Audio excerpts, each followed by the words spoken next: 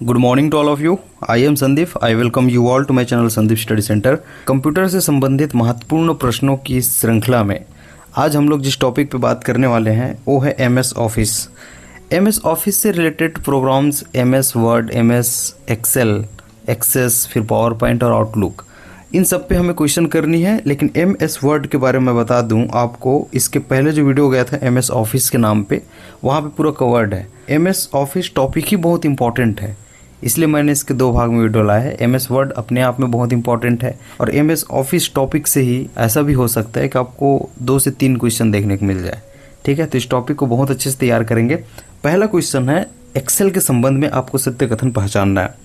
वह प्रोग्राम जिसका प्रयोग स्प्रेडशीट तैयार करने में किया जाता है, वह प्रोग्राम जिसका प्रयोग प्रेजेंटेशन तैयार करने में किया जाता है, या फिर वह प्रोग्राम जिसका प्रयोग वीडियो एडिटिंग में किया जाता है। तो पहला ऑप्शन आपको याद रखना है, वह प्रोग्राम जिसका प्रयोग, याद रखना, स्प्रेडशीट तैयार करने में किया जाता है। तो इसका सही आंसर ऑप्शन नंबर ए हो जाएगा।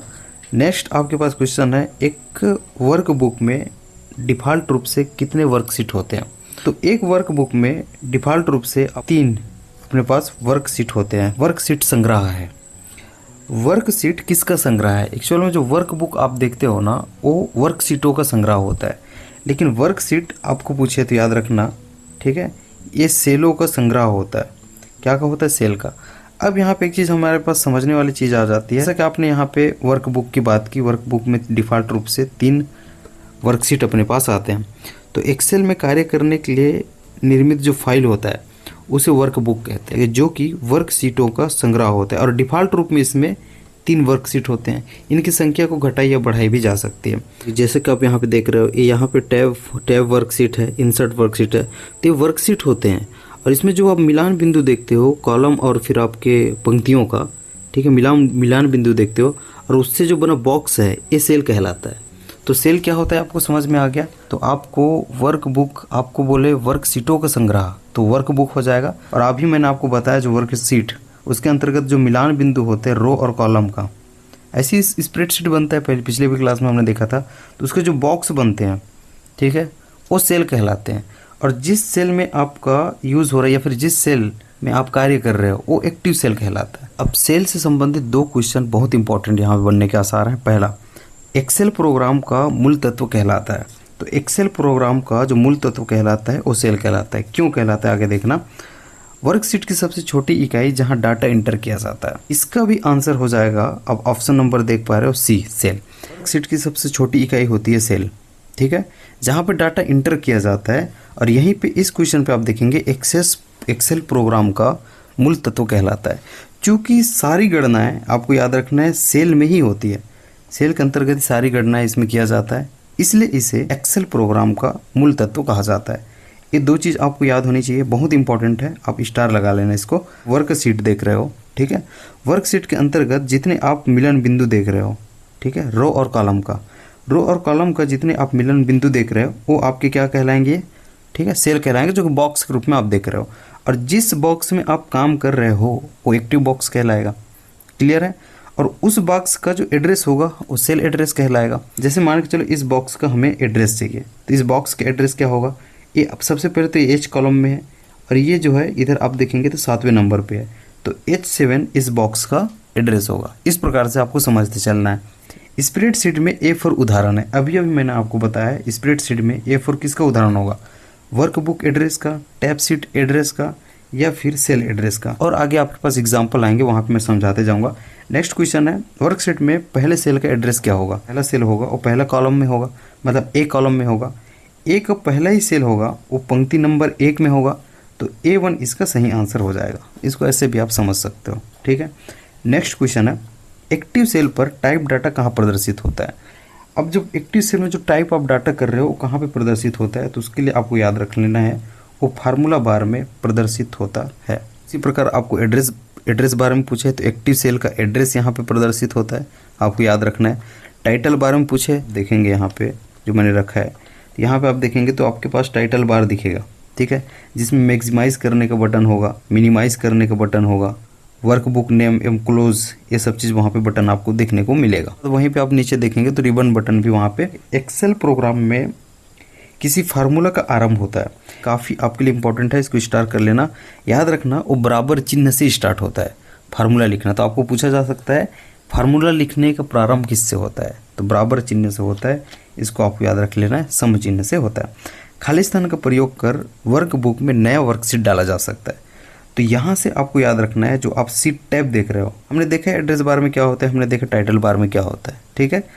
सीट टैब इसको आपको याद रखना है, जो कि MS एक्सेल के सबसे नीचे में स्थित होता है। नेक्स्ट क्वेश्चन है सेल रेंज का उदाहरण है। इसका जो सही आंसर था इसको बता देता हूँ, A1 और A5। हमने जो देखा था A1 एक इसका उदाहरण हो जाता है, या फिर B1 बोले, या फिर H1 या फिर H7, मतलब जो भी नंबर आ जाए A के बाद, सिर्फ इतना ही रहे तो क्या होता है, सेल एड्रेस होता है। सेल रेंज का उदाहरण क्या होगा, मतलब जिससे आप शुरू कर रहे हो उसका एड्रेस हुआ ना A1, उसके बाद आप देख रहे हो A5, ये भी एड्रेस हुआ। ये दोनों को जो है याद रखना क्लोन इससे साइन किया जाता है, तो इसे सेल रेंज कहा जाता है। इसका मतलब ये है कि A1 से A5 तक ये दोनों को क्लोन से, इस वाले जो चिन्ह आप देखते हो यहाँ पे आप देख पा रहे होंगे, ठीक है, इससे प्रदर्शित किया जाता है, इसे सेल रेंज कहा जाता है। इस क्वेश्चन को देखना, सम या फिर बराबर इसके चिन्ह प्रयोग करते हुए आप देख रहे हो कि A1, ठीक है, क्लोन A5, ये किसका उदाहरण है, किसका उदाहरण हो सकता है। मैंने आपको बताया था फार्मूला लिखने का जो प्रारंभ है बराबर से ही होता है, तो याद रखना ये फार्मूला का एग्जाम्पल था। नेक्स्ट क्वेश्चन है एक्सेल में कौन सा फंक्शन की, ठीक है, सिलेक्टेड सेल को एडिट करने के लिए होता है। तो एक्सेल में कौन सा फंक्शन की सिलेक्टेड सेल को एडिट करने के लिए होता है, ऐसा क्वेश्चन आए तो F2 आपको याद रखना है। अब फंक्शन की पे अब दो सवाल उठ सकते हैं, एक फंक्शन की पे और दूसरे शॉर्टकट की पे, ठीक है। तो शॉर्टकट की के बारे में हम लोग बहुत सारे अभी देखने वाले हैं, फंक्शन की के बारे में एक दो आप देखेंगे। जैसा कि मैं इंपॉर्टेंट चीज़ को रखा हूँ, सिलेक्टेड सेल को एडिट करने के लिए F2 हो जाएगा। इसका अतिरिक्त और है, मैं ग्रुप में उसको जरूर भेजूंगा। और इसी प्रकार आपको स्पेलिंग चेक के लिए बोला जाए इस क्वेश्चन में देखना, ठीक है। तो उसके लिए फंक्शन की आपको F7 याद रखना है। क्या याद रखना है, F7। तो F2 और F7 ये दोनों को आपको नहीं भूलना है। अब हम लोग शॉर्टकट की पे चलते हैं। नेक्स्ट आपका जो क्वेश्चन रहेगा ये फंक्शन की वाला मैं भेज दूंगा, है ना, शॉर्टकट की भी भेजूंगा। इंपॉर्टेंट क्वेश्चन के यहाँ पे देखेंगे। एक्सेल में वर्तमान टाइम इंटर करने के लिए शॉर्टकट की कौन सा है, आपको वर्तमान टाइम इंटर करना है, उसके लिए शॉर्टकट की जो रहेगा आपको याद रखना है, पहला option control plus shift plus, इसको याद रखना सेमी क्लोन। क्या सेमी क्लोन, मतलब ये पूरा नहीं है ना, ये आपको क्लोन हो जाएगा, मतलब ऐसे रहेगा तो क्लोन हो जाएगा। उसके बाद जो अर्ध रहेगा तो अर्ध क्लोन हो जाएगा, मतलब सेमी क्लोन। इसको सुधार लेना, इसको शॉर्ट की हो गया, ठीक है, ये शॉर्टकट की है। इसके संबंध में सत्य कथन पहचानना, इसको आप रट लेना। पहला कंट्रोल प्लस सेमी क्लोन वर्तमान दिनांक इंटर करने के लिए, इसके पहले आपको वर्तमान टाइम के लिए याद रखना है। इसको यहाँ पे भी मैंने मेंशन किया ताकि आप दोनों को एक साथ याद रख सको। जैसे कि आप देखेंगे वर्तमान टाइम के लिए पिछले क्वेश्चन किए थे हमने control plus shift plus semi clone, उसी प्रकार वर्तमान दिनांक आपको इंटर करना है, उसके लिए शॉर्टकट की आपको पूछा जा सकता है कंट्रोल प्लस सेमी क्लोन। के बाद alt plus shift plus F1 आपको बोले, इस शॉर्टकट की का प्रयोग करते हुए नई वर्कशीट इंसर्ट किया जा सकता है। ये तीनों को आपको रट लेना है। और क्वेश्चन मैंने रखा है एक्सेल विंडो पर कंट्रोल प्लस स्पेस, अच्छे से देखना, शॉर्टकट की का यूज़ किया जाता है। अब ऐसे भी क्वेश्चन पूछ सकते हो शॉर्टकट की क्यों ही दे दे, अभी किसके लिए यूज़ किया जाता है ऐसे पूछ ले। पहला ही ऑप्शन संपूर्ण कॉलम चुनने के लिए, मैनुअल पेज बदलने हेतु आपको पूछे तो इसके लिए लिख लेना कंट्रोल प्लस CTRL, लिख रहा हूँ CTRL प्लस इंटर। उसी प्रकार आप शिफ्ट प्लस स्पेस की बात करोगे, क्या, ठीक है, शिफ्ट प्लस स्पेस। इस शॉर्टकट की का प्रयोग संपूर्ण पंक्तियां चुनने के लिए किया जाता है। एक्सेल फार्मूला विंडो खोलने हेतु शॉर्टकट की का प्रयोग किया जाता है। अब ये भी इंपॉर्टेंट होता है, एक्सेल फार्मूला खोलने हेतु शॉर्टकट की जो हो जाएगा शिफ्ट प्लस, ठीक है, जो आप पहला देख रहे हैं F3, ये इसका सही आंसर हो जाएगा। नेक्स्ट क्वेश्चन है सेल रेंज को प्रदर्शित करने के लिए पहले सेल का एड्रेस, फिर कह रहा हूँ सेल रेंज को प्रदर्शित करने के लिए पहले सेल का जो एड्रेस होता है और अंतिम सेल का एड्रेस के बीच खाली स्थान का चिन्ह लगाते हैं, क्लोन का प्रयोग किया जाता है। मैंने कहा था आपको A1 हो गया, ठीक है, अगर सेल रेंज को प्रदर्शित करना है, और A5 हो गया। ये दोनों के बीच मैंने क्वेश्चन रखा था और जहाँ पर मैंने आपको समझाया था कि क्लोन चिन्ह का, ठीक है, इसमें प्रयोग किया जाता है। कि MS एक्सेल वाले जितने इंपॉर्टेंट क्वेश्चन थे वो ख़त्म हो गए हैं। इसके पहले MS वर्ड पे हमने वीडियो ही लाया था, ठीक है। इस वीडियो में अब तक आपके MS एक्सेल वाली चीज़ ख़त्म हो चुकी है। अब हम लोग जो पावर पॉइंट है एमएस ऑफिस अंतर्गत, ठीक है, जो पावर पॉइंट प्रोग्राम है उस पर हम लोग क्वेश्चन करते हैं। प्रेजेंटेशन तैयार करने हेतु उपयोग किया जाता है, बिल्कुल इसमें पहला ऑप्शन आपका सही हो जाएगा, माइक्रोसॉफ्ट पावर पॉइंट। ये आपको पता रहा होगा। इधर इंपॉर्टेंट क्वेश्चन, इनको आपको अच्छे से देखना है। पावर पॉइंट का फाइल एक्सटेंशन होगा, इसका जो एक्सटेंशन होगा .ppt, इसलिए तो आप कहते हो कि पीपीटी तैयार करो, क्योंकि स्लाइडों के माध्यम से आपको प्रेजेंटेशन देनी है, ठीक है। तो यही है पावर पॉइंट का एक्सटेंशन। अब यहाँ पे इमेज फॉर्मेट पे क्वेश्चन बन सकते हैं, लेकिन मेरे को बेस्ट लगा कि इमेज फॉर्मेट पे वो फुल फॉर्म के लेकर क्वेश्चन बनाए। हालांकि इसको मैंने पहले कराया है, ठीक है, लेकिन इसमें भी कंटिन्यूटी के तौर पे और करा रहा हूँ। JPEG का फुल फॉर्म होगा, JPEG का फुल फॉर्म होता है जॉइंट फोटोग्राफिक एक्सपर्ट ग्रुप, याद रखना है। इसी प्रकार इमेज फॉर्मेट जो GIF है, इसका फुल फॉर्म क्या होगा?